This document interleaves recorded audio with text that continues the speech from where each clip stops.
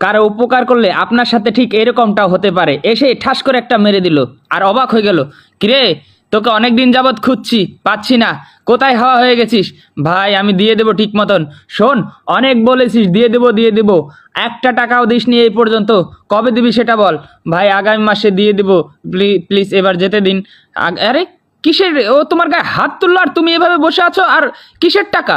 না মানে শোন, মানে বুঝি না, টাকা তুই যেদিন দেশ মন নাই সেদিন দেশ, কিন্তু শোন একটা কথা শোন, তোর গাড়ির চাবি দে। দে না মানে আমি যাবো কিভাবে? আরে শালা এত কথা, মানে এই দে গাড়ির চাবি দে।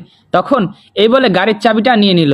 আর হ্যাঁ, তুই টাকা দিয়ে গাড়িটা নিয়ে আসবি, ঠিক আছে? আর যেদিন পারিস সেদিন নিয়ে আসিস, আর ততদিনই গাড়ি আমার কাছে থাকবে। এই বলে গাড়িটা নিয়ে চলে গেল। স্ত্রী তখন অবাক হয়ে তাকিয়ে রইল, কি ব্যাপার, তুমি এই টাকা আনলে কবে, কি করলে এই টাকা দিয়ে? কিছু না বলে স্ত্রী থমকে দাঁড়িয়ে রইল বাসায় আসে। আচ্ছা আগে বলো এসব কবে থেকে হচ্ছে, আর কি বলছো তুমি, আর তুমি কথা বলছো কেন? আমি ঠিক করে নিতাম, তুমি দেখতেই পারতে, আর অকারণে শুধু কথাটা বাড়ালে। আরে আমার সামনে আমার স্বামীকে মারবে আর আমি বসে বসে দেখবো? তুমি এসব কি করে ভাবলে? আর হ্যাঁ, এই টাকা তুমি কোথা থেকে আনছো, কবে আনছো, কিসের জন্য টাকা আনছো, কাকে দিছো? 2 লক্ষ। অফিস কলিগের জন্য 2 লক্ষ? আরে এই ভুলটা কবে করছো? তাহলে তার কাছ থেকে নিয়ে আসো। সে বাসায় নাই, আর সে পালিয়েছে। আসলে আমি গ্যারান্টার হয়ে ওর টাকাটা দিয়েছিলাম, একসাথে কাজ করতাম। ও আমাকে বলল হাতে পায়ে ধরে, একটু রিকোয়েস্ট করে, আরে তাই বলে এত টাকা দিয়ে দিলে? তাই তার বাড়িতে যাও, তার বাড়ির তালা মারা, তার বাড়িতে কোনো আর কেউ থাকে না, অল টাইম ঘরে তালা মারা থাকে। এই টাকা আমারই পরিশোধ করতে হবে।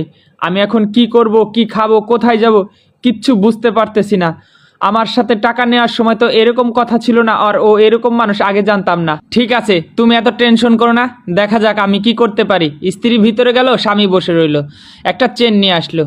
আচ্ছা এই ধরো, এখানে একটা চেন আছে, তুমি এটা বিক্রি করে তোমার টাকা হয়ে যাবে, আর বাকিটা তোমার কাছে রেখে দিও। আর যদি কোনো দিন পারো আমাকে আর একটা তৈরি করে দিও, ঠিক আছে? মানে এটা তো তোমার মা দিয়েছিল, এটা আমার বিক্রি করা ঠিক হবে না, ঠিক আছে? তুমি এটা রেখে দাও যে কোনোভাবে। আরে শোনো, এত ন্যাকামো করার দরকার না, এখন সময় খারাপ। তোমার যদি কোনো দিন সময় হয় আমাকে কিনে, তুমি আগে ধারটা পরিশোধ করো।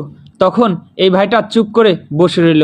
আসলে অনেক বন্ধু এবং আত্মীয় স্বজন আছে, এইভাবেই প্রথমে আপনাকে গ্যারান্টেড বানিয়ে টাকা নেবে, তারপর সে উধাও হয়ে যাবে। ভিডিওটি ভালো লাগলে শেয়ার করে দিবে।